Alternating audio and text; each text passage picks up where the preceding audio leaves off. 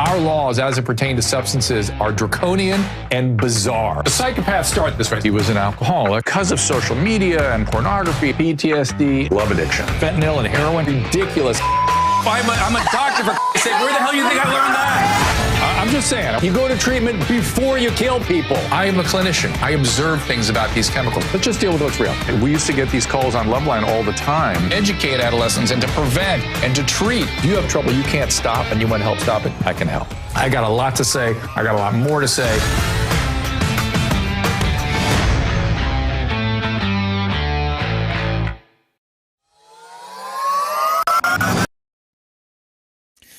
And you'll have to come here for that, for me to have a lot more to say. Appreciate you guys being here. We're out there on the restream watching you. How's my sound here? I sound a little low to me, Susan. Everything okay? I don't know. Ask Caleb. Caleb, we sounding all right great out there?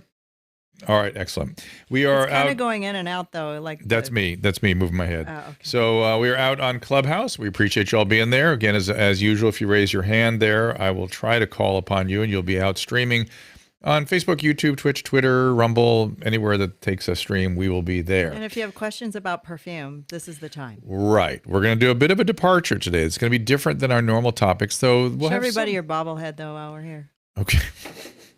So how many are you here today because you saw Susan on After Dark? There should be lots of fans now from that.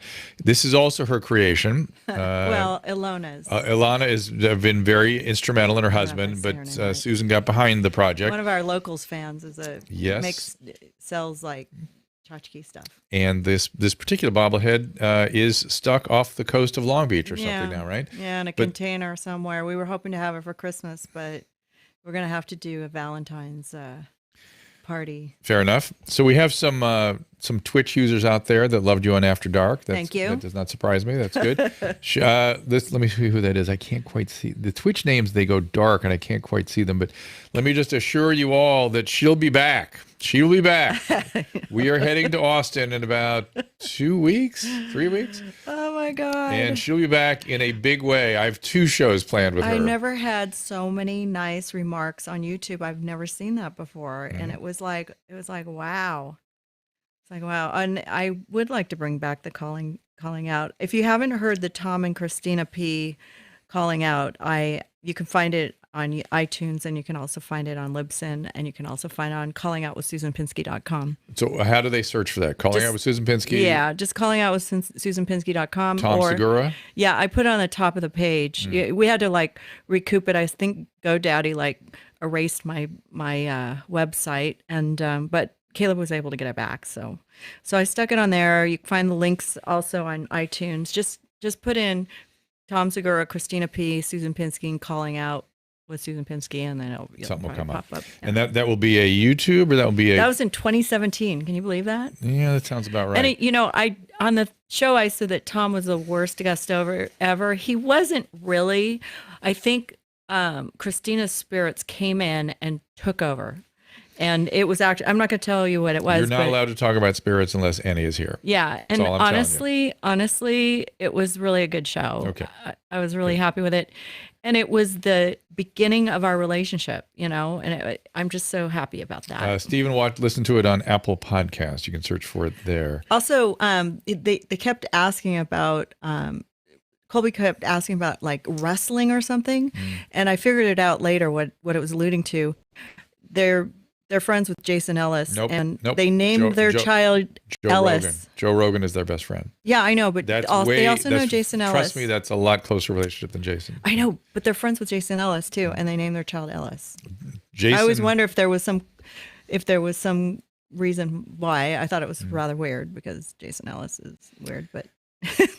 Any event, so check that out. We appreciate it. And we are, again, as I said, out there on Clubhouse. We'll take some calls. So we're doing something a little bit different today. We're trying, and by the way, we're open for your suggestions on guests because we're trying to not do all COVID all the time. It gets a little tiresome to be reviewing the same stuff.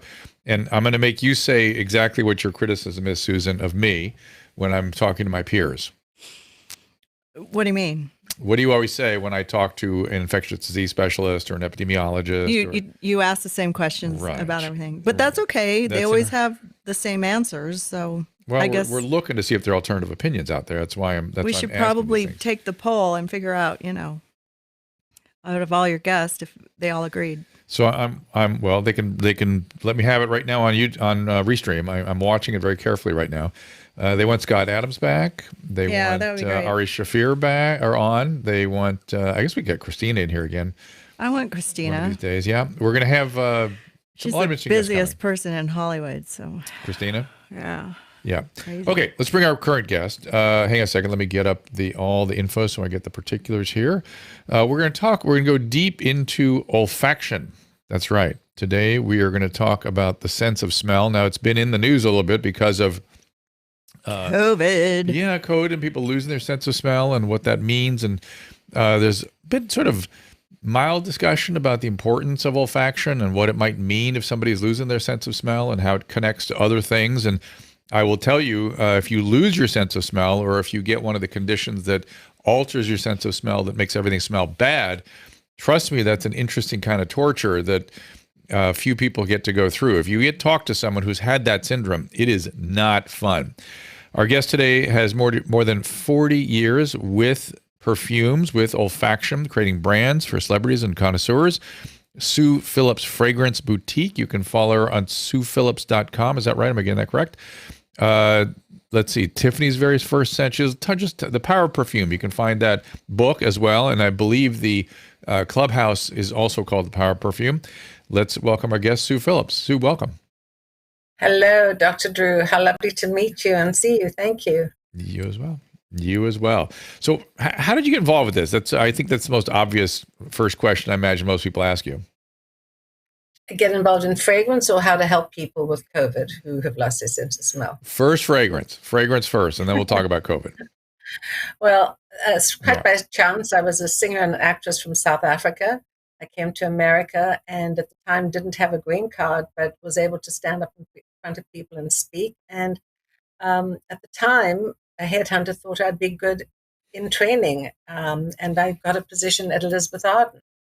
And I traveled around the country doing training sessions, obviously having learned a little bit about fragrance beforehand, and realized the power of perfume and the incredible significance it has for people to make them feel confident and special and sexy and, reflect their individuality and their personality. And so I was hired by Elizabeth Arden for training and then went to marketing for color cosmetics and then to marketing for fragrance. Then Lancome hired me as marketing director for fragrance and men's skincare. And then Tiffany hired me as vice president of marketing to help develop their first Tiffany perfume for the 150th anniversary. That all took place over 12 years. And then I started my own company. And did you get deep into the science of all this, or has that been part of your journey? Tell us. You've mentioned all these emotional sorts of concomitants associated with olfaction. What do you think that is? How do we understand that? Well, fragrance is both an art and a science. So the science is obviously knowing which ingredients to work together, which ingredients will really help stimulate certain feelings. So that's the science of it. The creativity is understanding, or the art of it is understanding what emotions to really elicit for fragrances. And that's why branding is so important in companies. The packaging, the emotion it reflects, the advertising, all those sort of peripheral things that really help develop and support what a brand's ethos is. But at the end of it all is the actual science of perfumery. And I've learned so much about it just lately because of COVID and how people have really understood how powerful our sense of smell is if they don't have it. Right. So the olfactory sense system is one we share with lower, so to speak, animal forms. And the way our brains evolved is it wasn't like things dropped out. We piled things on top. That's kind of how the brain evolved. And we have very similar, though not alike, olfactory systems to lower animal forms. And one of the things about olfaction is it goes right into the emotional systems and right into the salient systems and the motivational systems, right? So the two olfactory nerves are right here at the base of the skull, and it goes right back into the middle of the brain. And as such, it can. Well, I bristle a little bit at limbic system. That's a term that's been abandoned. It's an old term, but we know you're really talking about the center of the brain, the emotional systems, the motivational systems, and olfaction. I mean, it's sort of interesting to me that there's a discipline around this. I always wondered what it is that people that manufacture these things are doing. Are they testing it and, is it just sort of, do you find this appealing or not? Or are they looking for people to sort of react in some sort of more intense way? How does that work? Or are they doing studies on animals to try to figure out how they relate, like you would with psychological experiments? Well, studies have been done to show that our sense of smell is our most powerful sense. Our strongest is our sense of sight. But our sense of smell, the olfactory sense, is the most powerful because it connects directly to the brain, the nerves, the center of the brain, which we call the limbic system, and also because it connects smell and taste. And so, you can walk down the street and you can smell something that you haven't smelled for 15 or 20 years. And it is so powerful when you smell something that will trigger that memory and that emotion. So that is why our olfactory sense is the most powerful, because it does trigger memory and emotion. And of course, it also attracts taste and smell. I am guessing some of the classics referred to this as well, but my thought goes to Proust, who was famous for having sort of written a short story about this, where people really made notice of how powerful smell is for memory is really what that particular little short story was about. Yes, exactly. Yeah. The Madeleines. It was about it was like the Madeleines, right? I was going to say it was about it was like coffee and little cakes. That was it triggered this whole huge story. So when you go, I'm just curious though more about the research on this and how they decide to do this, that, or the other. I mean, because when there are, I think most people are probably unaware. Maybe you can sort of pull the curtain back on this for us. There are industries of flavors and fragrances. I mean, there is a company called International Flavors and Fragrances, which is a huge company. What's going on there, and how does that industry translate to something where you're designing something for a given individual? That's kind of mysterious to me. Well, the fragrance industry does obviously have elements of flavor fragrances, and there's a great deal of research that is going on constantly with which ingredients are going to help, so you've got the flavor industry, you've got the flavor industry, and flavor is obviously going to be for the scent, the taste, to really help people understand the taste and why taste is so fundamental to pleasure. You've got the fragrance side, which is where the fragrance and the memories come into it.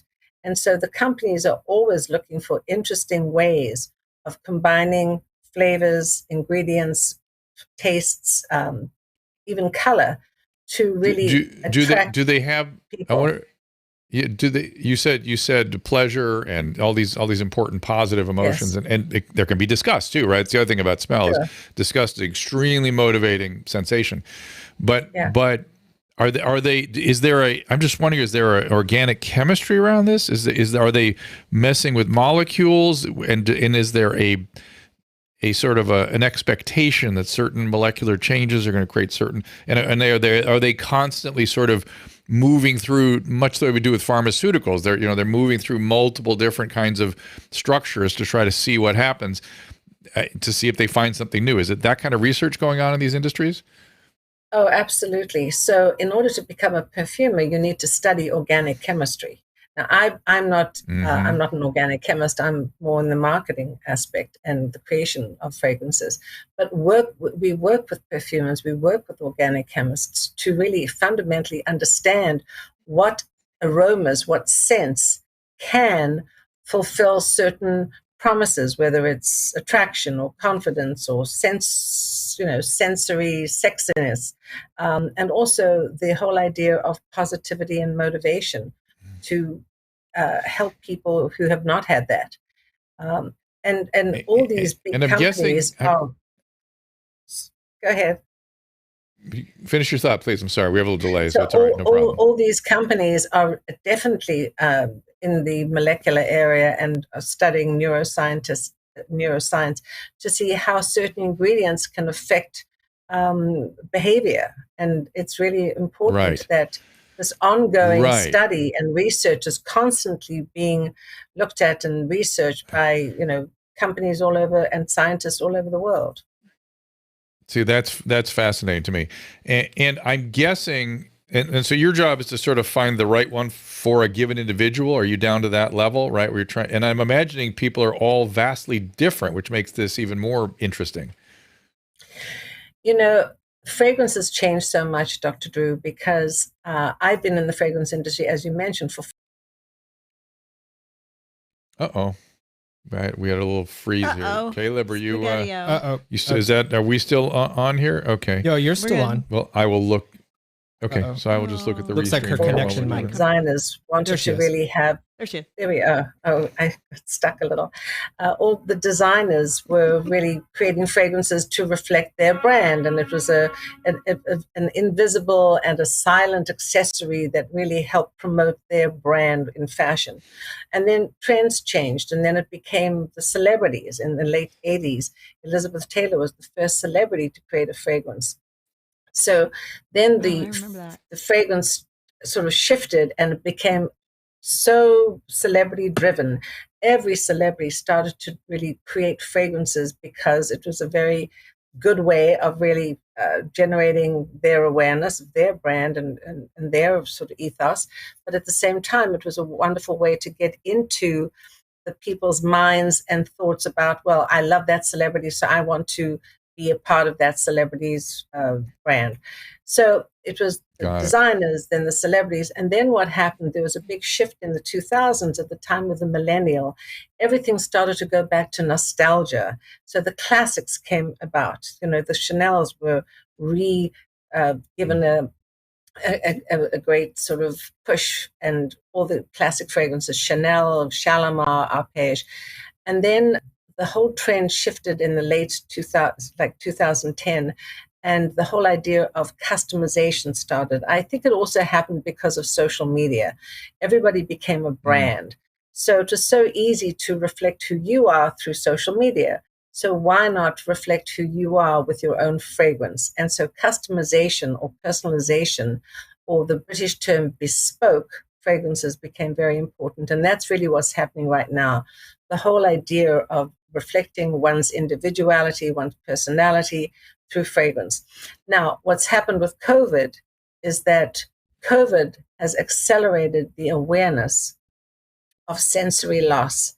And that's the only, I think, positive thing that COVID has happened, because I've worked with doctors and ENT doctors over the years who've told me that up to 25 million people have lost their sense of smell, and it is devastating. But the big population doesn't think about it because it doesn't affect a great deal of people. But now, through COVID, it has.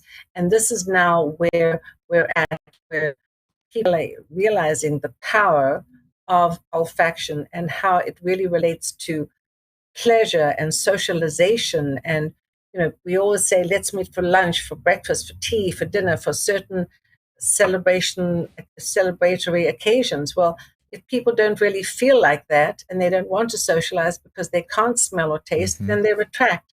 So there's been such a shift. But at the end of the day, what's happened is neuroscientists have actually contacted me, and we're working on the study of why this has happened and how to really help people regain their sense of smell from both the power from the creativity side, the art, as well as the scientific and the neuroscientific standby. And how do you approach that? What's the theory? And there must be some theory that you're operating from, and then what is it you guys do to try to help people? Well, my whole sort of trajectory changed because I had written my book. And when I had written my book, The Power of Perfume, one of the news stations wanted to feature it. And they said to me, Sue, can you help a COVID long hauler regain her sense of smell? She hadn't been able to smell for 13 months. And so based on what I do, I have created an array of really beautiful perfumes that are complex. They are not single notes. So they really are complex perfumes, and they make you really think. Your brain starts to sort of go into the idea of identifying what those ingredients are. And so she actually learned, she was able to smell something after the 13th fragrance. And she said, I smell something and it's beautiful. And she started to cry. And it was so powerful and so emotional. So that's really what happened. So what I've been doing is I've been helping people with the fragrances that I've created, which, if I may say, they are complex. And so I tell my clients to try and smell with their brain, to really engage and focus. And when people do that and they focus and they try and remember, what is, oranges smell like? What do lemons smell like? What does vanilla smell like? And we try and coax them into understand and let them understand the beautiful aromas and the pleasure that it brings them. And so I ask them, number one, can they smell something? If they can they tell me what kind of fragrance family it is? Is it sweet? Is it floral? Is it spicy? Is it woodsy? Is it pleasant? Is it unpleasant? Is it something that men would wear or women would wear? So I give them little tips, and I sort of try and guide them to really engage their olfaction and their limbic system and their brain. And then when they tell me that they can actually smell something, then I ask them to possibly identify it. So it's a consultation which really it requires focus, it requires their concentration, because you know why? We are never taught to smell. From the second we're born, we smell. In fact, we smell even beforehand, because the babies, recognize their mothers immediately at birth. And so our sense of smell is something that happens at birth or before, and we go through life not even thinking about it, not even worrying about it, until one day it's lost. And then people really understand the power of it. I find this absolutely fascinating. I'll tell you why. When I had COVID myself, the experience I had made me, I've never had a traumatic brain injury, but this felt like a traumatic brain injury to me, like some sort of diffuse black in the head. And for me, my sense of smell was not affected by it very much, but I had some other peculiar syndrome. I had various long haul symptoms, but one I was left with was this vague sense that I wasn't, some sort of motor processing was off. Something was off. And I had this sense that it would, if I went back and like played the piano or danced, there was something sort of in that zone. Sure. And we were going to be traveling then. Now, much like olfaction, we aren't essentially taught to speak. We sort of develop the speech after exposure. Right. There's no formal teaching, at least initially. And I thought, oh, we're going to Greece. I'm going to learn Greek. And that cleared this weird fog thing. And I would argue that kind of conscious, I don't know what to call it. It's like a reprogramming. It's like rewiring, of a natural system that got injured, and it might have been asleep or shut off, or maybe blood supply is down, or maybe it's about forming ancillary pathways around the injured system. I'm going to say the same thing is kind of going on here with olfaction, because you're not talking about changes in the peripheral nerve. You're talking about the nerve is receiving it, but the person isn't perceiving it. So there's a reception, and the person has to work. It's like a workaround. It's kind of a workaround kind of feeling, and that's exactly what I experience with languages. Well, what's so interesting is that when people come to me and they've said to me, I haven't been able to smell for 13 months, 16 months, now it's almost 20 months. And they've tried everything. They've tried the MRIs, they've tried the acupuncture, they've tried steroids because that's what the doctors have given them, and nothing has worked because those are sort of, as you said, peripheral. They're not engaging the brain. And when they meet with me and I talk to them, and I'm doing is honestly showing them beautiful fragrances and asking them to really engage and to take the possibility of smelling beautiful things that they haven't smelled before, and to smell with their brain. It's really retraining their brain, and it's lifting the fog. Yeah, it's a workaround. So powerful. It's so powerful. I totally agree with this. I think you can unlearn smelling too. I think that you can. I think there's no doubt about that. You block it. You can block it. Yeah. And I'm not trying to be crass or anything, because I have to just tell you my experience. Sure. I had triplets, and I had 30 diapers a day for 2 years or 3 years or whatever. I mean, you just had diapers a lot, and it was really a lot to smell. And over the years, didn't want to smell. Oh yeah. And over the years, I realized like I lost the ability to smell it. So, because like if my dog had an accident in the living room, it would be there for like a week. And I'd go, oh my God, I didn't smell that. Or I can just walk over and pick it up and throw it away. It doesn't even bother me. I can't smell it. I have no sense of smell. It makes sense there would be an adaptation, right? Is that like a PTSD? Well, no, I'm going to argue that we train to people's smells in our life very commonly. And what's interesting to me is that perfumes sort of get in the way, amplify, modify, all of that. And this is back to how different one person is from another. But I have a really good sense of smell too. Yeah, but so I put on a perfume or a fragrance, my body's going to have a different reaction to it than yours. Right. And you're going to react different to it than me smelling that reaction. It's a multiplier of interesting but sort of. Do I have mental blockage, or But did I burn my nose hairs? No, you did not burn your nose hairs. I've told you this a million times. Yeah, we're saying the peripheral the olfactory nerve is these two big nerves that sit at the. But I have an amazing sense of smell. I understand, I and so I'm gonna say, fire, well, women have a much higher sensitivity to scents than men already. And that may be a function of estrogen and how estrogen affects the receptors in the olfactory nerve and what it can get in. But it may have something to do also with how the brain processes smells as well. But we do tend to have a familiarity with smells that make them background, I would say, right? Well, and go ahead. The other thing is that how fragrances were first used was, way back in the Egyptian period, when fragrances were used for religious ceremonies. So they were used as sacrifices to the gods to really honor the gods. So that was from a religious standpoint. And then certain aspects happened along the way in the Middle Ages. Fragrances were used to ward off evil spirits. And then fragrances were also, certain ingredients were used to bring back the sinners. And that's in one of the ways that in churches they use those wonderful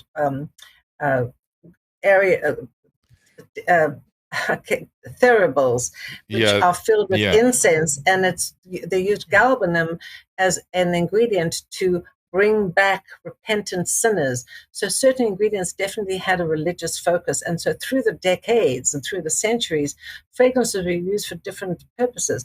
We all know about Marie Antoinette and the French Revolution. None of the people used to bathe, and so they used to have these little fragrance ornaments in their rings and their hair to ward off the lice and to ward off all those awful stenches. So fragrance is also used as, deodorizer.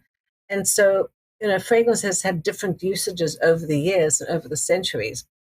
But mostly, I would say in 17th century France, that was the time that sort of personal use of perfume came to the forefront to beautify people and to really make them feel, from a personal standpoint, more confident. Well, they didn't bathe very much. They had to. No, they didn't either. That's what Sue said. Yeah, there's no bathing.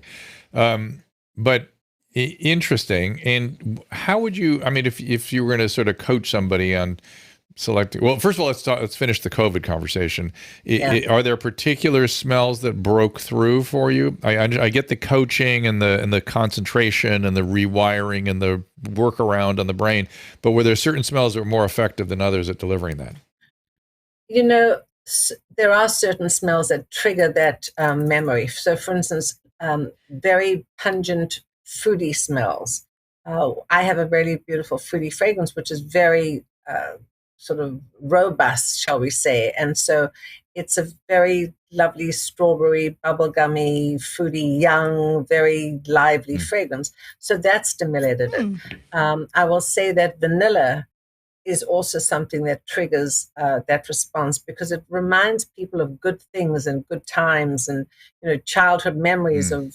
So when you can get Christmas and cookies, exactly. There are some fragrances that you know, it's so interesting because it's all over the board, and there's not one fragrance that suits one particular person. When I go through the whole fragrance or the scent healing journey, as I call it, certain people can smell the light citrusy notes better than the heavy, deep, woodsy notes. Some people can smell the floral notes much better than the ambery notes. So the reason that I do the scent healing journey is because, you know, we live in a multi-sensory world. We live in a multi-dimensional world. There's so many colors, there's sounds, there's sights, and look what's going on Clubhouse and Facebook and social media and Twitter and so on. So if you give people a single note of an essential oil of a lemon or an eucalyptus or a coffee bean or a rose smell, it's only a single note. And I think we're complex enough at this point with all the communications that are going on that people want more than one particular note. And so the one note doesn't seem to work as well as a complex fragrance. And so I find that the complex notes and the complex fragrances really start to trigger the brain. People are thinking, and the brain is saying, what's going on here? I'm smelling a rose and a floral and a woodsy and a spicy, not just one note. And so it's a way of really training the brain and opening up the brain and lifting that brain fog. That is really interesting. The brain, when it's having to sort through the smells. Yeah. Again, that goes back to my thinking about language. You're trying to hear new words, sort through what you're listening. It feels awfully similar to me. And you've been mentioning no sense of smell and helping people who lost their sense of smell. How about people with parosmia? I'm on our restream here, our chat, we're seeing people saying, I smell nothing but burning tires. You know, it's all like everything smells like that, or everything smells like dog poo. And cigarette smoke. I'm going to bet. Exactly. Yeah. Have you helped some of those folks, or is that something different? Well, you see, that's interesting. So anosmia, as we know, is no smell at all. Now, parosmia is partial smell.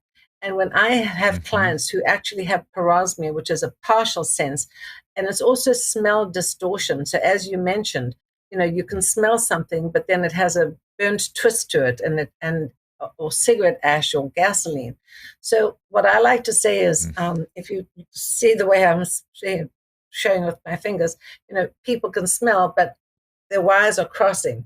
So what we have to do is get their wires to go back to the actual proper smell, and not that they're smelling an orange and they're looking at an orange and smelling an orange, but they're actually processing a burnt gasoline smell. The fact that they can even smell a burnt gasoline smell means that they have some sense of olfaction, but what we have to do is rewire and train the pathways to smell what they're actually smelling and to process what they're actually smelling. So that also takes smell training. And, you know, not a lot of people know how to smell, and not a lot of people want to do smell training because they've never had to, because it's been an automatic response from the second we're born just to smell and enjoy any kind of aroma possible, or not enjoy aromas, you know, or bad smells. Now suddenly we say you have to learn how to smell. Doesn't smell also affect taste, though? Oh, sure. So, like, because I remember I got sick and I couldn't smell food very well. I thought I had COVID, Right. but I didn't. But food tasted terrible, so I could only eat salty stuff. Or sugar. I'm going to guess that, I can't imagine living like that. That'd be really I'm going to sick. get for You know what? Parosmia patients. Yeah. Go ahead, Sue. You know what?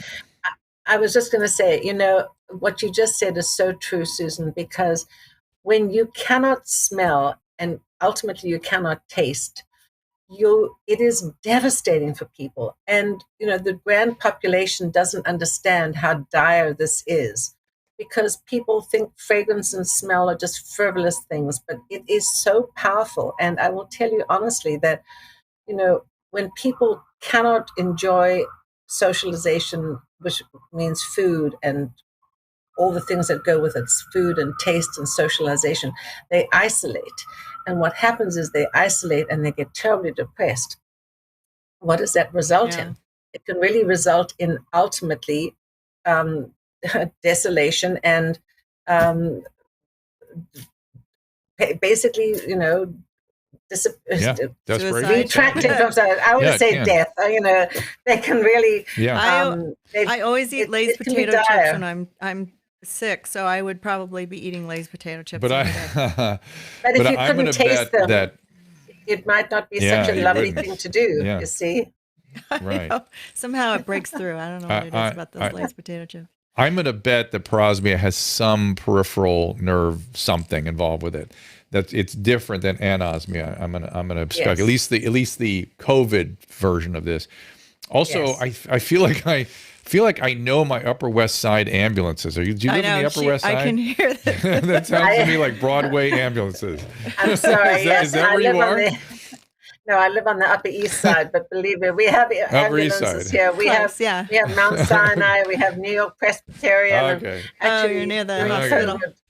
Yes, we had so many. That's so funny. You know what? You get used to it when you're there. It wasn't bothering me, but I was kind of. We've been living down in the more towards Chelsea area, and they're not nearly so many. Well, we're ambulances. higher up now. Yeah, we were in 17, now we're in 27, so it's better. Okay, now you use the term "don't know how to smell." Define that. How, when you say people don't know how to smell, give me a little more detail on that. Well, I think it also results in they don't know how to express smell. They don't know how to describe it. So when people don't really smell, they sniff something and it bypasses them. They don't really process it with any kind of importance unless it is so strong. And then what they'll say is either, ooh, it's too strong, or if they don't like it, they'll say something very negative like, ooh, it stinks. And those are the parameters. They don't know how to say, oh, well, it's a little bit stronger and perhaps it's a little bit more robust, or I'd love it to be a little bit more floral, or I'd love it to be a little bit more exhilarating. So people don't know how to describe sense. They don't know how to express themselves in other than the very sort of disparate ways of it's good or it's bad, and there's nothing in between.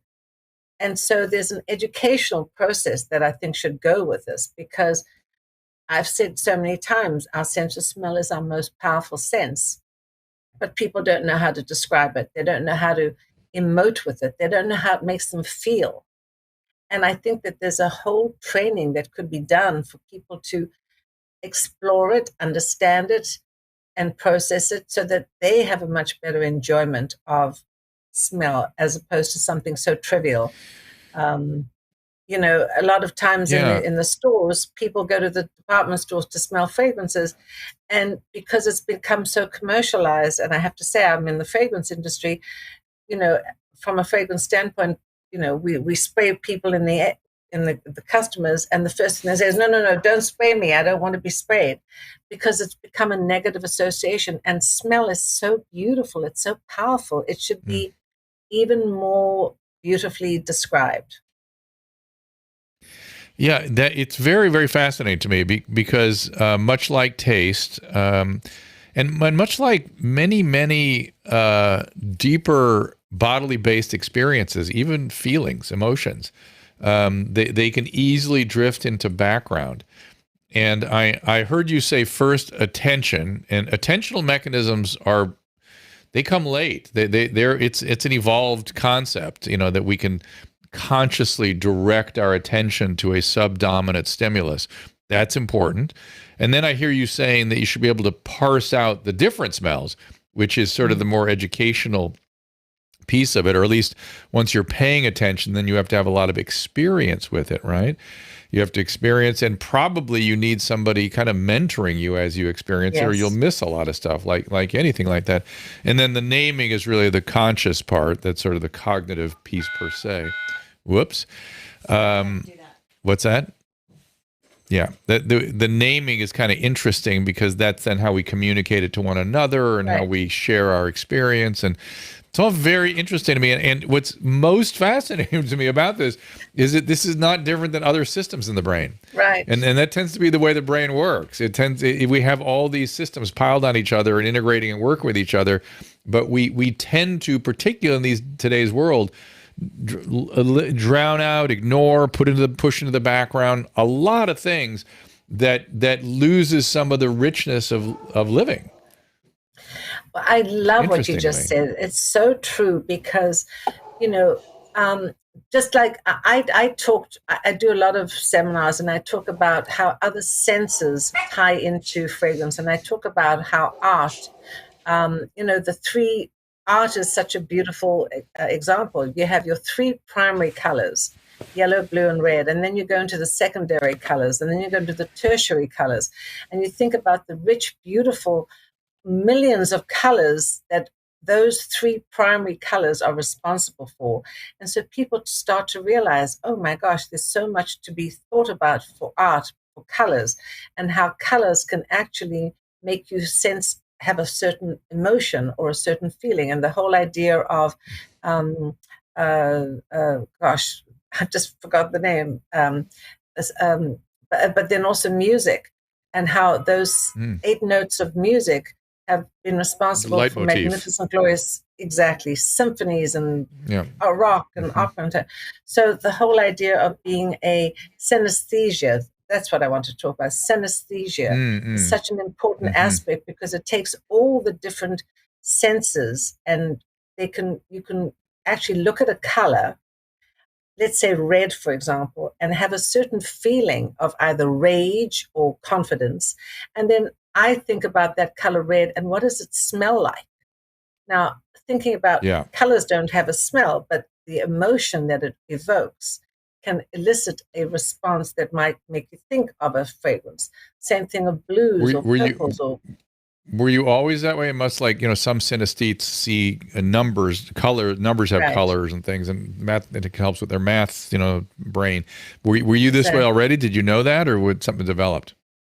I think it just developed. My mother was an amazing artist, so I grew up with art and music. So that was my sort of background, always thinking about art and color and music and smells and scents.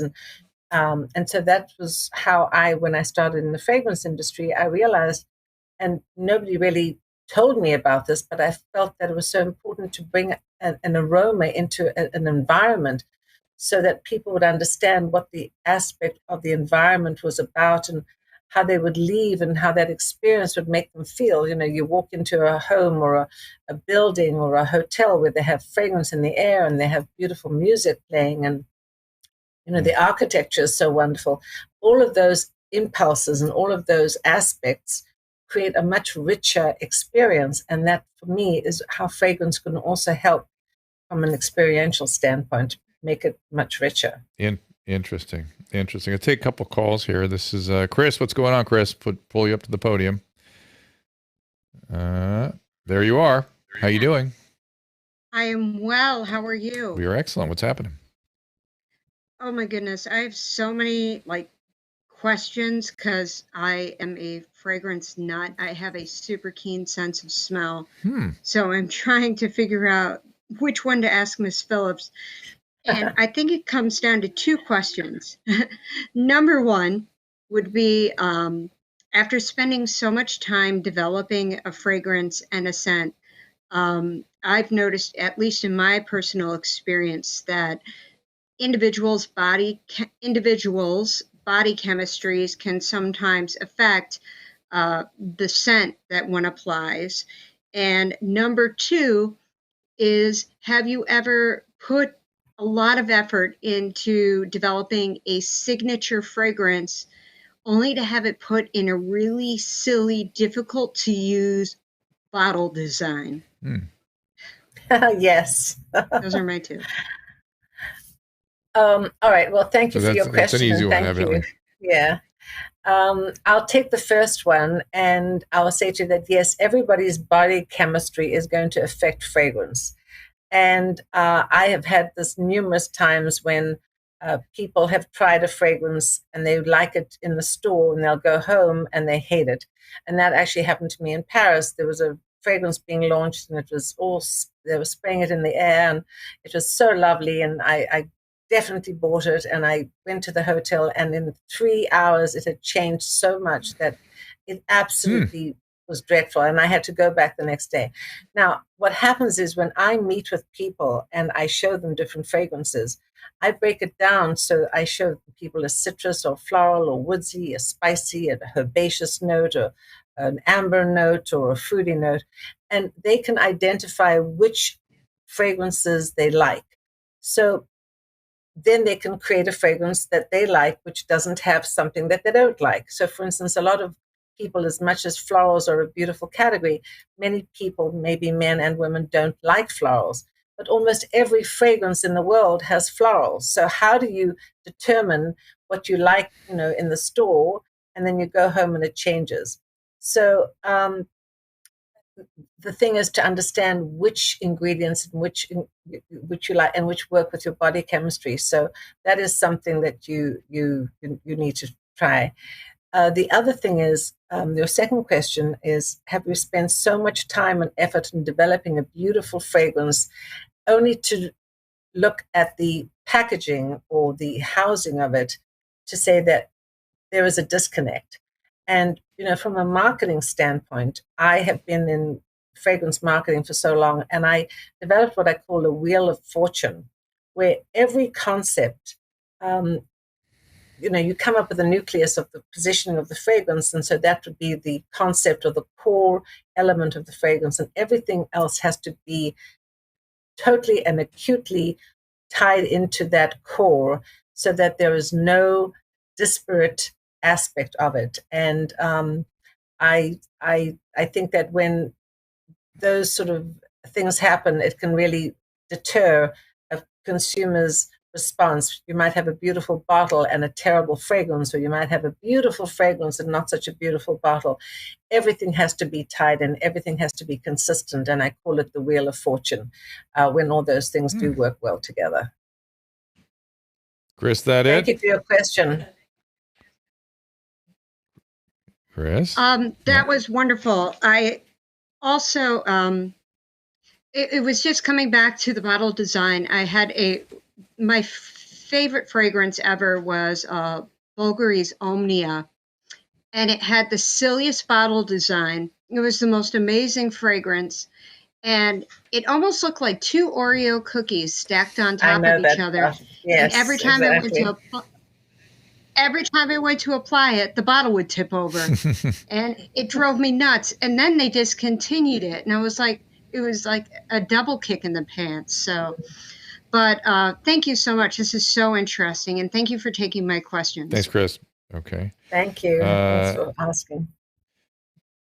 And it's Josh, interesting about what she said about, Go ahead. Hang on 1 second, Josh, please. Go ahead. Go ahead. I was just commenting on the bottle design, but go ahead, please. Josh.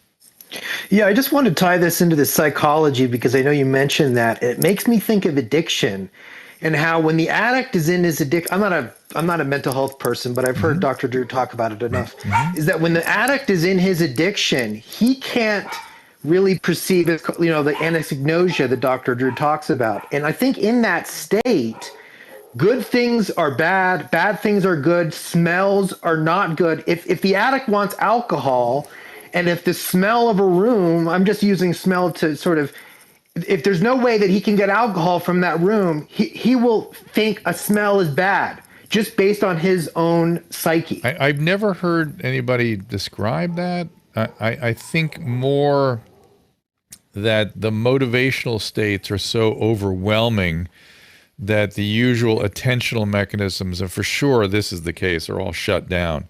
So they're just not paying attention to anything else except getting the drug, getting the alcohol, getting high in some other means. And if the scents go that way, they'll be paying attention to it.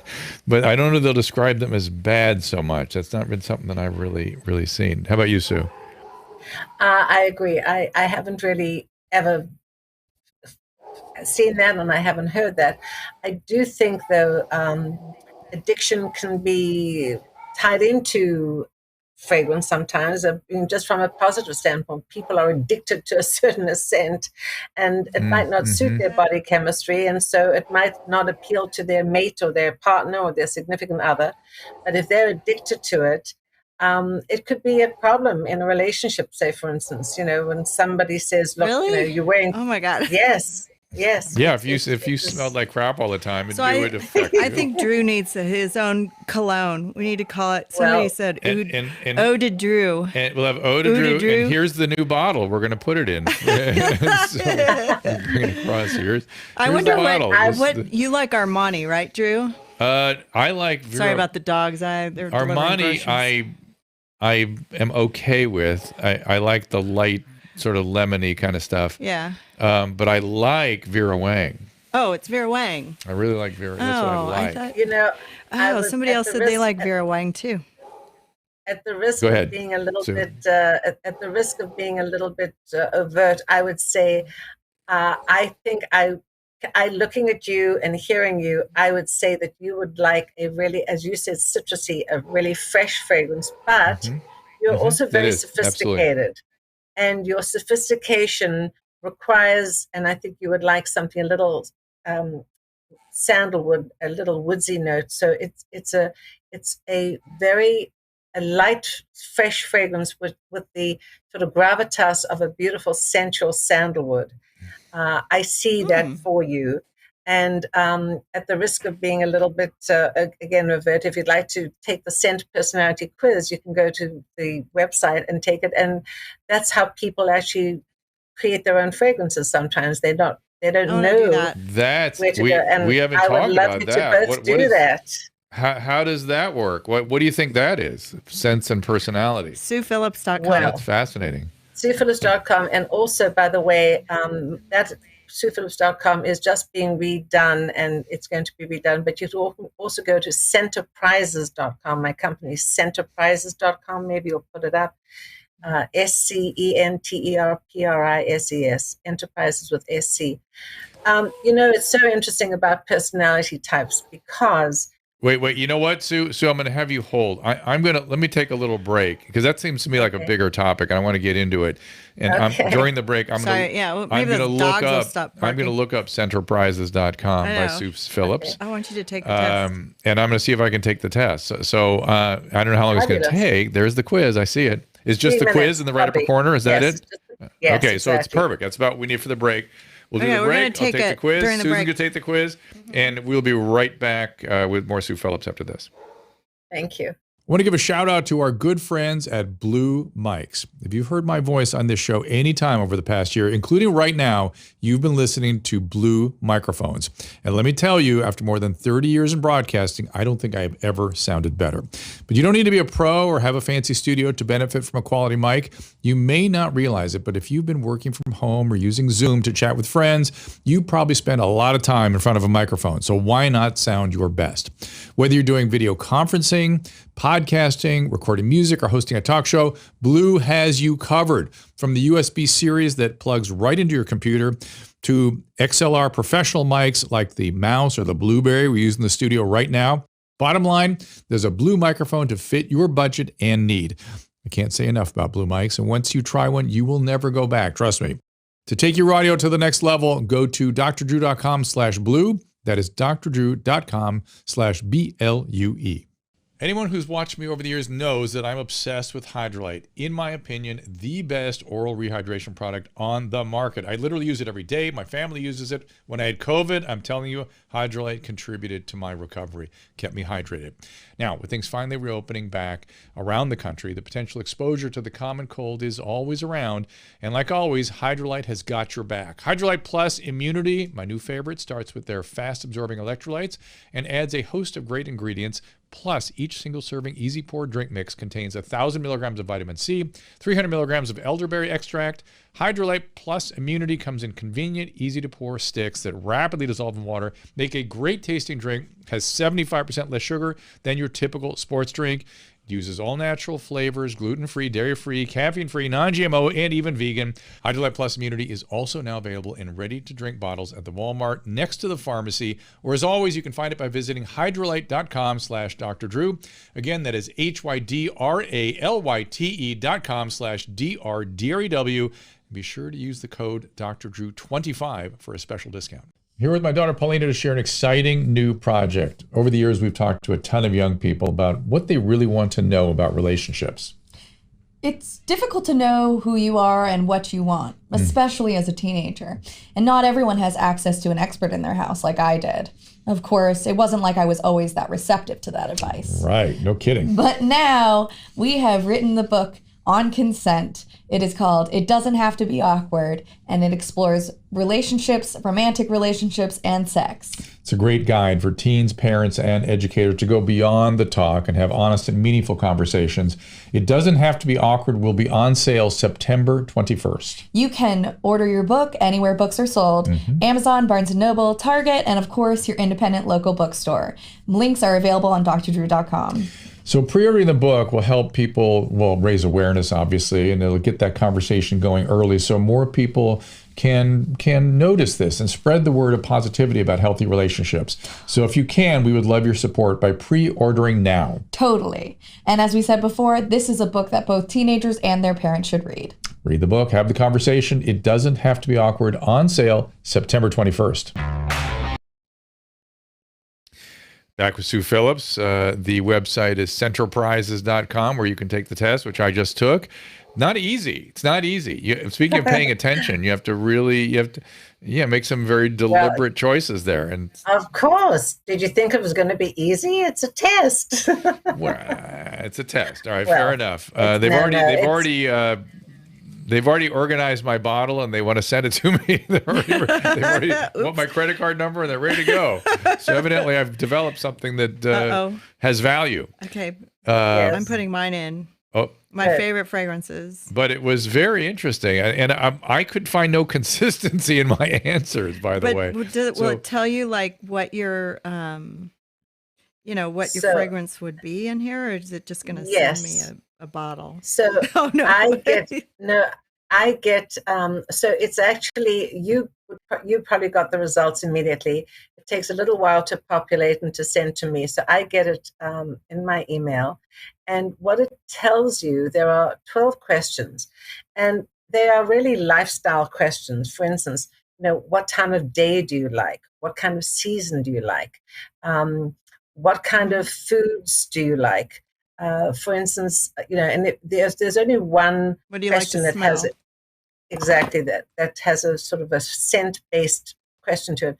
It's, what would you like to smell? A bookstore, a beautiful seaside resort, a library, I think, something like that. So there's only one scent-related question. The others are all lifestyle questions. And what it tells you and what it tells me is that there are 4 main fragrance families that are based on these, that your results are based on. Now, I don't want to simplify the world of perfumery because we already discussed that it's a combination of art and science, and it's very, very profound because you can study perfumery for 5 years and have to learn to identify 10 or 20,000 ingredients. So it's not easy. But in order to take a scent, see, I've just gotten your results. So in order to take your scent personality, Oh, did you I've pay her narrowed it down. $200? No, I haven't paid. They didn't didn't demand pay me to anything it. yet. They warned Not me I'd be yet. paying. They warned me I'd be paying. What can you tell what I've done there? I narrowed it. Yes, I narrowed it down to 4 main families: the fresh, the floral, the woodsy, the spicy. Now, within the fresh, there are many, many different iterations. The florals, you can have light floral, fresh floral, rose floral, heavier floral, and so on. So yours, Dr. Drew, you see, I was right. Actually, I said, so you chose a woodsy 5 times. So was I right about that? Wow. You like woodsy? You did? Interesting. Fresh you chose twice. Floral you chose twice, and spicy you chose 3 times, which is interesting. I wouldn't have sort of tagged you for a spicy guy, but it kind of makes sense. Now it's interesting because what I would do for you, if I would make your fragrance, which I would be very happy to, I would make your fragrance basically based on this sort of result, mostly woodsy, some fresh fragrances, and a spicy. And but it's sort of what I was saying. It wasn't. I didn't see a real consistent. I didn't see real consistency in my choices. They were kind of. They didn't seem to. There was no giant theme I could see emerging because I noticed. I noticed the wood smells. Yeah, you can. I noticed the wood smells, but I think bread threw me off. Bread kind of threw me off. I'm like, oh yeah, I love the smell of bread. I love bread and baked bread. I love that smell. And so the smell of yeast, I would say, would put into a spicy category, and that's where the spicy you came in with the spicy 3 times. And Susan, I'd be interested to see what yours is when it comes through. I just sent it. He's faster than me. My thumbs are slow. but it's really interesting. I'm more like summery and fruity and, kind of summery, like that's okay. That's so I'll tell you what yours came through. Did it come through? Yours actually. No, it's absolutely. See, I have to say, I love this quiz because it's almost 100% accurate, but I have to give you 1 or 2 percentage points for errors. So, Susan, unlike Drew, who chose woodsy 5 times, you chose woodsy twice. He chose fresh twice. You chose it 5 times. He chose floral twice. You chose it 5 times. And you chose no spicy. And he chose 3. So you are absolutely fresh and floral. Absolutely. Yeah. And Drew is woodsy. No, I used to like spicy when I was younger, but now I've turned floral. It's interesting. And for me, it has to be. I think I know what spicy is, but it has to be very faint, very mild. Would he like his choices on me? No, not necessarily. Should I use his? No. What he likes to smell on me? No. Because I have to smell it all day. So here's something really interesting. You talked about how certain. I think Kristen said, what about a fragrance that appeals to you but not to somebody else? What's interesting is that if you chose a fragrance based on what you've just shown me, these results, Susan, I believe that based on your results and the ingredients and the fragrances that you like, you will love that, and it'll make you feel confident and positive. It'll reflect a really positive aura to you. And as a result, Dr. Drew, I think, would really relate to that and would enjoy that feeling of confidence and positivity that you're projecting. And as a result, he would like it. And I think the other way is true for him. As long as, for instance, if you both hated something like a really robust fruity note. So none of you chose a fruity note in here, which is interesting. So it would be. I like gardenia and lavender. I'm not sure. Lavender. Yeah, she loves lavender. I'm not sure Susan needs more confidence. I'm not sure of that. but it makes you feel confident if you smell good, right. because it you don't makes have to you worry. at least doesn't undermine your confidence. That's for sure. Exactly. And if you noticed anything, is there any fittedness in the you have relaxing herbal, which it's probably lavender. But right? do people pick? Is there anything about our the relationship and the smells we pick and want, that kind of thing? Have you noticed any patterns that way? In other words, is it weird that I'm a woodsy and she's a fresh? Is that weird for a relationship, or is that just it's hard to predict? It's actually most women, and this is a real big generalization, but most women do love a floral fragrance, and you always choose floral more than men, and they would also like fresh. And interestingly enough, most Americans, when I ask them what kind of fragrance do they like, invariably they'll say fresh and clean. It's so interesting because there are also cultural aspects of people, who like certain things. For instance, Americans do like fresh and clean. Europeans happen to love flowers, and European men are quite comfortable with wearing flowers. The Middle Eastern culture loves oud, the woodsy and the spicy. Right. English Europeans really happen to like a lot of light flowers and lavender. And South Americans happen to love a spicy. So it's so interesting how different cultures also respond to different that is interesting. fragrance families. But I noticed there was not much questioning about intensity, because there's nothing. No. When I walk in an elevator and I have to be overwhelmed by spicy or floral, I hate it, and so I don't want to be that. That would not be a confidence builder. Right. So heady floral, is that gardenia? That's the one I like, I bet. Would I like that one? You would love that one. Yes. Because I like Bond by Saks, and it's very gardenia-ish. But I don't like it as much anymore as I did before, but other people love it, so that always makes me happy. Because when you walk in a room with gardenia, people go, "Oh, that smells so good." Right. There are you talk about concentration, you talk about intensity, Dr. Drew, because so many fragrances have a different intensity, and it's all to do with the concentration of the perfume to the eau de parfum to the eau de toilette and the cologne. And so the different intensity can make or break a fragrance.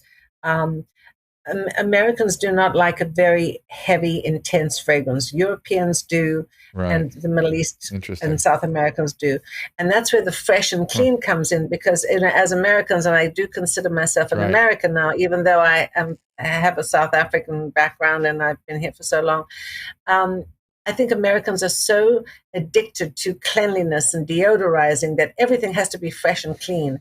And so they sometimes just don't enjoy some of the beautiful nuances of other fragrances because they don't want to do the rose or the floral or the spicy, but it's a shame because there are so many exquisite ingredients in the world that really can be enjoyed. So I think that Vera Wang I use, it's a eau de toilette, and I think it's a little spicy. I think that's where I get that, but I switch back to the fresh and clean. Which Vera Wang do you have? I'm all set. I know you're. No, I just want to look it up and see what it is. It's just if you're right. If you just look men eau de toilette, EAU de toilette. Yes. One last question. People have been bringing up on my chat here about pheromones and oxytocin, these sorts of things. Any thoughts on that? Those are more explicitly, hormones. Literally, a pheromone is a hormone that travels, and oxytocin is a hormone. Any thoughts on those chemicals? I think there is something to be said about pheromones, that, the laws of attraction and how certain pheromones are going to make you feel, again, confident and sexy and give you a feeling of attraction and make you more attractive to people. It goes back to, dogs, dogs, that's how dogs, they sniff each other, and that's how they sort of find their mate. I don't know if that is something that is very, very heavily practiced these days, because I don't think we're as in tune with our sense of smell as we used to be, because of so many diversions and so many different aspects of the sensorial world. And I think that fragrances have emerged in a more sort of commercialized fashion, as opposed to really from a scientific standpoint. So are there pheromones that are used in fragrances? Yes, but I don't think they're as effective as they possibly used to be, because fragrance marketing has changed so much. And I don't really know Yeah. much about oxytocin sprays, to be honest with you. I just don't. Do you worry that there, or does anybody in the profession think about interfering with or enhancing these chemicals? You know, there are so many aspects. I mean, you go to LA and there are certain fragrances. Well, most fragrances have been banned from LA, but you can't go there because of that whole situation. So it's a shame that the fragrance world has become commercialized in that way, that certain restaurants and cities and cultures don't want people to wear fragrance. Wanted to say something about, gosh, you can ask me another question and I'll think about it. Okay, yeah, that's. Did you? COVID Yes. left me with that same. Yeah. Yes. So just about, you know, the fact that certain areas have banned fragrances completely, and it's a shame because it's like banning colors. How can you ban colors? You know.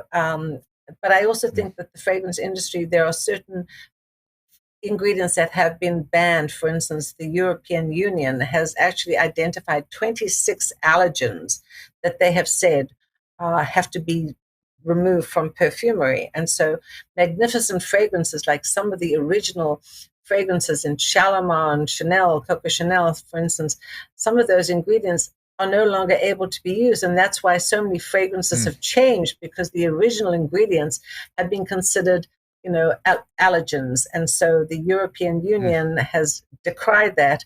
And the FDA has also sort of tried to get on that bandwagon, which is a bandwagon. That's an oxymoron. But it's a shame because I don't think any of those ingredients have really caused any major disasters for people.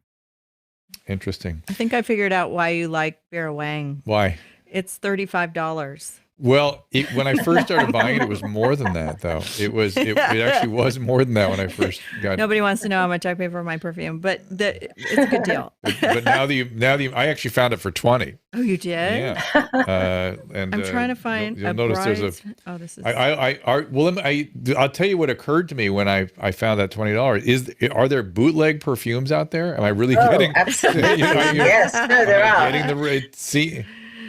Yeah. But you have to be careful, because some of those bootleg perfumes, you're attracted to the packaging and the price because it's so low priced.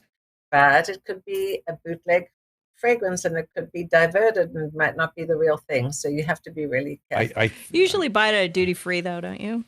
I can never find the Vera. That was the Armani. But I ran out when I was in New York and I just bought a new bottle. I was like, $20, I'll take that.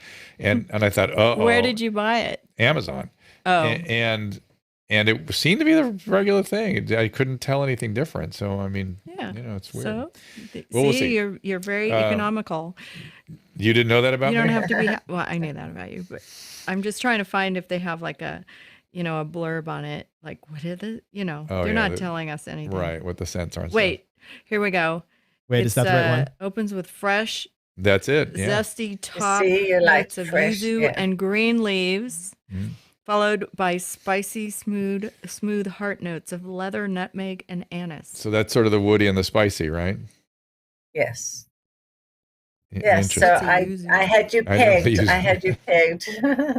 You did. Well, I'll be happy to create a fragrance for both of you and send it to you both. And I'd love your comments. Well, that is very, very, very kind of you. It has been a pleasure to spend a little time with you. I feel like not only I'm very satisfied because I wanted to get an understanding of the fragrance business. With always, to me, when I heard there was a company called International Flavors and Fragrances, I was like, that is extraordinary to me. That there's a giant international corporation that just working with chocolates and spice. Because taste and scent are so aligned. And if you are interested in reading further, I mean, my book, The Power of Perfume, really does highlight it in a very interesting, fun way, and not very heavy reading, but very interesting. And there it is. Kayla just put up a full screen of it, so he's all over it. Oh, wait, I want to tell you what my perfume is. Oh. So the one I like now is fresh floral rose, warm, spicy, fruity, cacao, tropical, patchouli, woody, and citrus. It's they have lychee, ginger, bergamot, and then they have peony, cacao, Turkish rose, and patchouli. So really a little bit of I don't like spicy patchouli. too, yes. I don't smell it on you. I don't. Well, like it's going down the list, like But- the most. I see. I But think the- patchouli So reminds me lychee, of ginger, Laguna and bergamot. Patchouli reminds me of Yeah. Laguna in 1973. I can't. Yeah, right. Exactly. But Exactly. but I like that, though. But Susan, the restreamers have pegged us. They said I'm woody and you're spicy. So there you go. Woody and I'm spicy. fresh. I think Fresh and woody and You- fresh. I like being fresh. Drew's woodsy and Susan is fresh and floral. There you are. I am. The website, of course, is centerprises.com or SuePhillips.com. Take the test is kind of an interesting experience. You'll see it'll make you think about these things in very interesting ways, which I enjoyed. And I do feel like we kind of found. I feel like we're onto something very interesting here about neural mechanisms. And the sort of, I don't know if it's workaround, rewiring, improving blood flow. One day we'll know what this is. But there's something about recovering from injury that is active. And I think anyone who works in physical rehab or in, brain units would agree with us on this. But I find it so fascinating that it's not just, reworking a limb. It's reworking your language centers. It's reworking your olfactory centers. And they all have this very similar mechanism. And it goes back to something I heard in high school, which is if you don't use it, you lose it. So pay attention to these mechanisms. And Sue, go ahead. I'm very excited because actually I'm working with a neuroscientist. Dr. Mila Emerald has reached out to me, and we're actually exploring all of these aspects that you talked about. And we're actually writing a book. And she reached out to me after she heard about all the work that I was doing with COVID patients who've become anosmic or parosmia. And we've really been talking about it. So she has all the scientific background. And she's interested in working with me. I can't wait. I can't wait to hear what you very discover. exciting. I'm gonna predict that the Parosmiacs, the Parosmian patients, are gonna have a little inflammatory injury at the nasal bulb, and so anti-inflammatory interventions will help with that. But that there is always some global processing connectivity issue that I personally experienced, and I've seen in lots of people with COVID. And I've decided Sue's our new blonde Lisa Vanderpump. So by the way, I'm looking at her. I met Lisa Vanderpump, and Lisa Vanderpump I met her, and she actually created a fragrance with me, and she wanted something very beautiful and rosy, and she had the rose and the gardenia. She loves flowers. And she called it Lisa. She loves flower. And, it's been so wonderful meeting so many different people, both, celebrities as well as just lovely fragrance lovers who are interested in creating something fragrance for themselves. Which also, reminds me also, please. Yes. Go ahead. No, I'm sorry. I don't mean to interrupt you. I'm sorry. Go ahead. It's not you interrupting. It's this delay. It makes us interrupt each other. It's not you. It makes it hard to time when somebody's done speaking. But please finish that thought.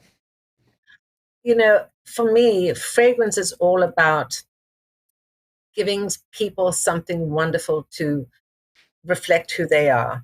And it's not about wearing a fragrance that everybody else wears, the latest designer fragrance or the latest celebrity fragrance. It's really about reflecting who you are to give yourself the best positive, confident experience and affirmation, so that when you talk to people, either in business or in pleasure, and they ask you, wow, what are you wearing?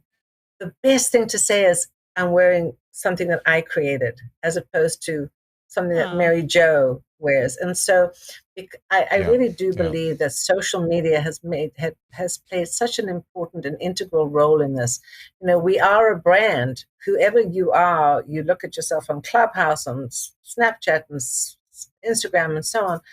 It really is a way of reflecting who you are. And that's what kind of work that we do. And so for me to do this and to help people, number one, reflect who they are, and then to help them really regain their sense of smell is a joy and a passion that I love to do. So I really thank you for letting me talk about this.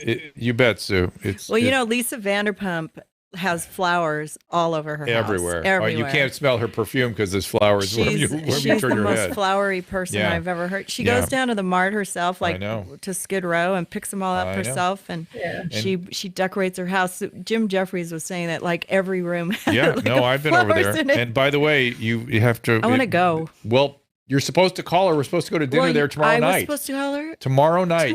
She said Thursday. Yes, remember I called her a couple days ago. Will you tell her I say hello to her? Tell her I say hello because I met her and she's lovely. Is she I created expecting a friend. us? She's lovely. She said, "Please call me. Okay, Let's I'm set up a texting dinner her. later." Yeah. So she was saying she wants something later this week. I will tell her you say hello. Yeah. Oh, right now she's texting her. Good. And the other thing is, I'm really interested in, we have people that listen to this stream and respond to it on, in Clubhouse and also on a restream chat. And I'm interested how delighted people have seemed with this topic in that, to me, the word richness comes out again and again in what we've discussed, but the people are so anxious to experience the richness of life again. That's sort of what this reminds me. I sort of feel like that's kind of happening right now. I would love to ask you and invite you both. I love Clubhouse. I'm on Clubhouse called The Power of Perfume, and I do 2 rooms. One is Fragrant Fridays and at 6:00 and Sensual Sundays at 1:30. But I would do it anytime. I would love to invite you to be a co-host, both of you, and I would love to explore this on Clubhouse because, we talk to people all around the world who are interested in fragrance, and it would be just my honor and my joy to have you come on as my guests. That would be interesting. Yes. That whole difference of different cultures and ethnicities and things, that'd be fascinating to hear more about that. Well, Sue, thank you so much. Well, we all need to smell good in 2022. I've decided we've all got to make a. Let me translate my wife's thoughts. She now knows what she's going to get everybody for Christmas. I always give perfume. If I really love something for me, I always share it, especially when my gay friends tell me I smell delicious.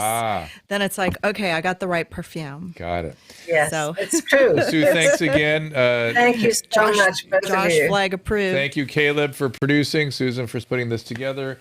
We've got a bit of a week coming up. We're back at it this week. I'm back from New York. Yeah, we'll be around Thursday, Friday, and then also next week as well. Tomorrow, John Phillips. And speaking of another Phillips, is that John Phillips from KBC? No, it's John Phillips, the guy who is the Tiger King's attorney. Oh, John Phillips, attorney. If you watch if you watch season 2 of The Tiger King, he started tweeting me and Adam, and I said, let's put you on a stream. So we're gonna have John Phillips, what's the Tiger King's name? Oh my God, I was watching with Jordan. Joe Exotic. With Joe Exotica. I was watching it with Jordan or Douglas, I can't remember, and I go, oh my God, that guy's going to be on my show. And he was kind of like, what? Why? Oh, it was Jordan. Yeah. It was Jordan. And we were watching him. Boy, that guy is going to be fun. Well, he's apparently quite smart, quite interesting, and so we'll get a little Joe Exotic update from his attorney, John Phillips. From perfume to... from spicy to animal. And then on Friday, we have Kyle Warner. Can you guys tell me about Kyle a little bit? Kyle Warner. No, I can't. Caleb, any update on that? I'm forgetting what this is. I don't know. I should probably do. It's this guy. He's an athlete. I should know more about Kyle. Because I approve these things and I can't remember what his thing was. Here we go. Hold on one second. I don't have his. Oh, here it is. I got the prep sheet. Okay. What is he talking about here? He is a 29-year-old and was at the peak of his career as a professional mountain bike racer. Oh, this is the guy that had myocarditis, right? In June. He got his second dose of Pfizer and he had the reaction. Yes, he had myocarditis. This is a very interesting case. And he was horribly mistreated on social media. I mean, I saw what was happening and I immediately reached out to him and said, please, let's talk. Let's straighten this all out. This is disgusting the way people... I have been never more disgusted in the last year and a half with so much of the stuff people have done. And one of the most disgusting moments, he did a very nice interview with Dr. John, what's the guy that everyone always talks about, the nurse that's a PhD. He's the British guy, John... starts with a C. John Campbell. Yeah, and he did an interview with John Campbell, and it was a very interesting interview about his myocarditis and his symptoms, and how he's okay now, and it was, wishing him well. And then just for doing that interview, he was crucified. By that who? was by the cancel culture. It was disgusting. Really? So I want to support Kyle, and we'll get his report, his firsthand report on what it's like to have myocarditis. And the more you obscure things, the more resistant people get. It's being we're gonna hear a full-blown case of pericarditis, myocarditis, and he's fine.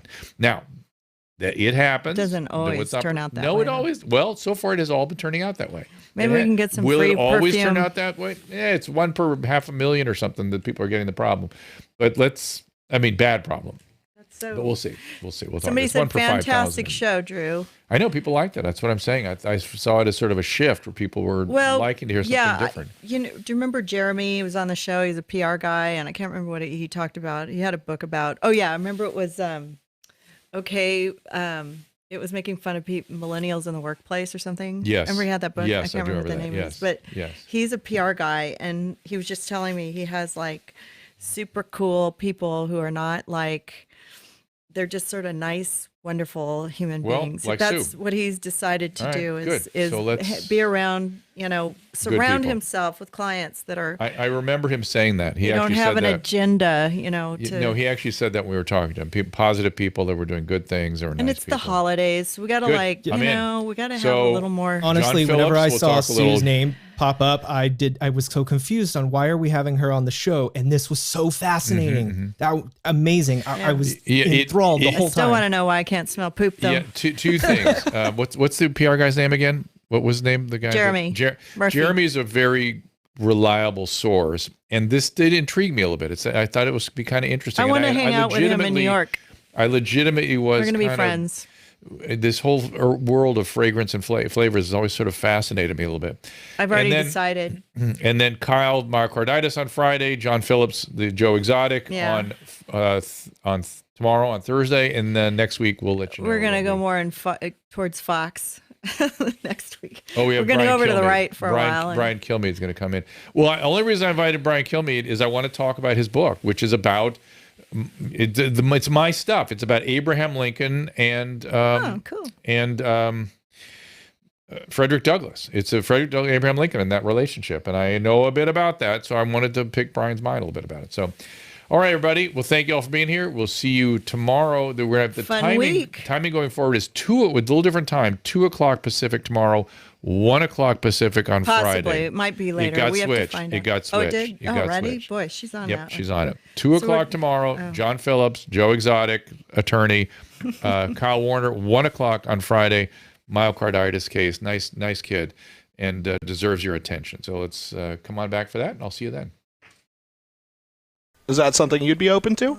To bringing another male into our bedroom together? You guys. It doesn't. I don't think he will. Not even if you like the guy? If I like the guy? Yeah. No, it's just that you never. Yeah, but see, he doesn't like guys. I know a guy that you like. Oh, I'll bring Annie in? Is that what he wants? Annie wants to join us. Oh, Annie. So.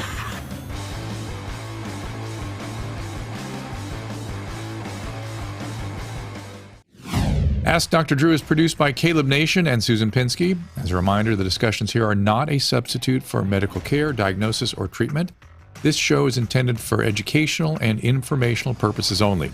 I am a licensed physician, but I am not a replacement for your personal doctor, and I am not practicing medicine here. Always remember that our understanding of medicine and science is constantly evolving. Though my opinion is based on the information that is available to me today, some of the contents of this show could be outdated in the future. Be sure to check with trusted resources in case any of the information has been updated since this was published. If you or someone you know is in immediate danger, don't call me, call 911. If you're feeling hopeless or suicidal, call the National Suicide Prevention Lifeline at 800-273-8255. You can find more of my recommended organizations and helpful resources